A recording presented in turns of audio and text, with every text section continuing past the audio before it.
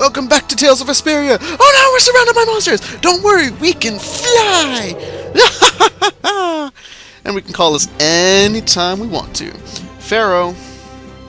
Judith, you're familiar with Pharaoh, aren't you? Is he really as scary as he seems? Well, let's see.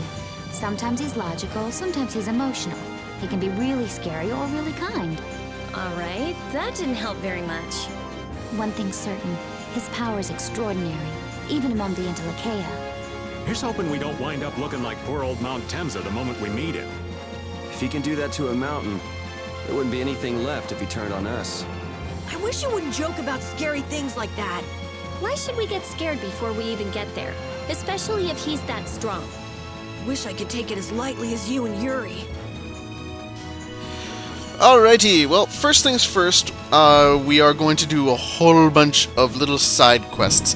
And now that we have the airship, I'm going to call it, Baul, well, we're on a ship and we're in the air, we can actually go and reveal the entire map quite easily. And there is an achievement for doing so, so I'm going to quickly do that while talking a little bit about areas that we are passing by.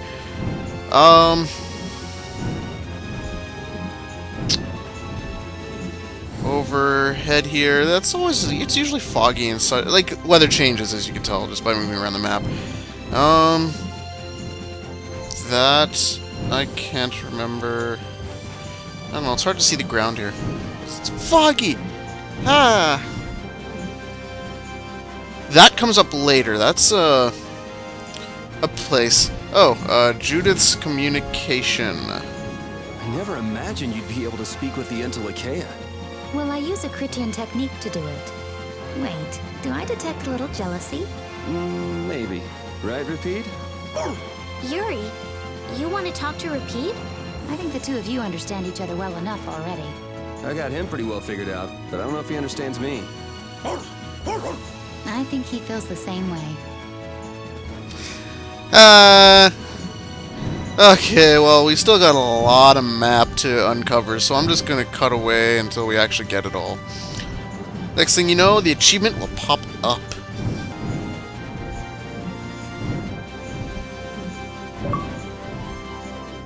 Hey! I was apparently missing a little patch here. Oh, yeah. Just one sec. Yeah. Cough. Okay, you have traveled the farthest reaches of the world. Did you find what you were searching for? Haha! And now I'm going to take on something else right away here. We've already started it, but as you can see, the dog map is still active. So after quick reading online, I found out you're not actually able to do the dog map yet. So we're just going to go do the other side quests I have listed off here. Basically, right now we are going to head over to Amid Hill. Oh, that's Heliord we're over right now. Amid Hill is over here. Right over here. Okay. Landing. And entering. Okay, so here, as you can see, the Blastia is still down. You did this one too, didn't you, Judy? Yep, that's right. Hey, Judith, the reason you were destroying the Hermes Blastia was because they were a danger to the planet, right? That's right. So in other words, you did it to save the world from harm? I don't mind if you think of it that way. Something about that just doesn't make sense to me. Why not just take down the Hermes guy who was making the Blastia? Either that or tell a mage about it or something. I was putting my life on the line to put a stop to the rogue Blastia that were causing strange effects on the world's air. No one would believe a crazy story like that. If you had told me! You think you could have done something about all the Hermes Blastia in the world when you don't even know how many there are? I'm sure that you may have been able to stop one or two of them, but not enough trying. I don't know, I missed it. But you should surely die before you had managed to take care of them all. Since you were with Baul, there was something you could do about the Blastia going out of control. Is that what you mean, Judy? I don't have any way of making adjustments to Blastius, so destroying it was the only way I could make sure it wouldn't be a problem. But you think we might be able to go by Aspiel the next time we get some free time? Why bring that up all of a sudden? It's about the Hermes Blastia. There's something I'd like to investigate a bit. But you see, yeah, you'd like to go back home, wouldn't you, Rita? Not particularly. All right, let's stop by there when we have some time. Okay. Anyways, we want to go to the other side. Okay, I'm gonna go to the other side of the place because I don't want to walk through that entire area fighting those guys.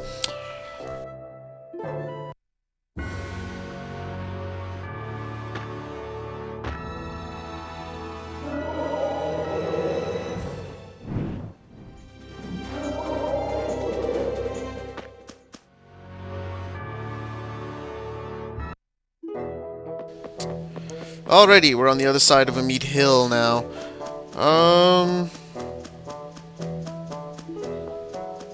Yeah, there we go. Ah! What's with you? These flowers are so pretty. Hey, that's a Sartanthus bloom. You actually know a lot about plants, don't you, old man? Oh, I dabble here and there. So that's what So what's that one called? Huh? One sec. It's a teardrop tulip. How about that? Why, that's a rainbow flower. Wrong! Crimson, and beautyberry. Some botanist you are. I just happen not to know those. Looks more like you had just happened to know Cytheris bloom. No, really. So how do you just happen to know about these nightshade flowers? Alright, listen to me. Arg, listen to me. Sounds like you've got a special reason. Kind of. Nightshade's just a flower an old friend of mine from the nights used to like. My friend's room was always full of them. So you've had a couple of friends then? You're saying like that in some surprise. Poor old Raven just curl up and die if you left him all alone. Just what is the correct response when a man starts whining him like a mouse, I wonder? You say, "Oh, Raven, you big silly, you're so cute." Ha, that's not the word I'd use. Arg, Judith, darling, you're cold as ice. Good grief. Yes, Charlie Brown. It's like little Flint. It's a little like Flynn and Yuri. What with you having a friend in the nights and all? Well, now it can't compare to the shining example of friendship those two young lads have got going on. But yeah, we were pals. I don't think of my friendship with Flynn as shiny. Really? But it's a fleeting thing for all of us. That friendship's long past now. Oh, did you fight about something? I suppose you could call it that. Would you mind picking up a few of those for me, young miss? Oh, certainly. Obtained Fire Lily. Yep, there's another one, and there's one more thing to do here. Run away, run away, run away! I have to go back to that stone. Oh, whatever. He flew far enough away that we can get by. And, yeah. What are you? Who are you paying your respects to? An old friend. A dear comrade who shared my cause and gave his life in battle. Battle? Was he in a guild? Why would you think so? Well, Imperial Knights who fall in the line of duty are given a state funeral. This has nothing to do with the Empire or the guilds. What's that supposed to mean? Those institutions are nothing more than man-made trivialities. Is he the reason you've been drifting around so long? That is none of your concern. Hey, no need to get testy. Just whose grave is this anyway? It's not a knight or somebody from a guild. That's gotta mean... I know some people can't afford a burial, but why put them in a place like this? Estelle, what are you doing? We may not know whose grave this is, but this feels like the right thing to do. Might as well.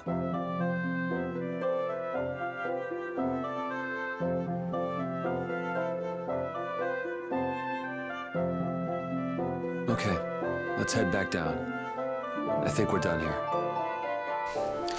And that's it for Amid Hill, and that's it for this episode. So next time, we're going to go off and do another side quest or two. Or continue on with side quests. Ah! See ya.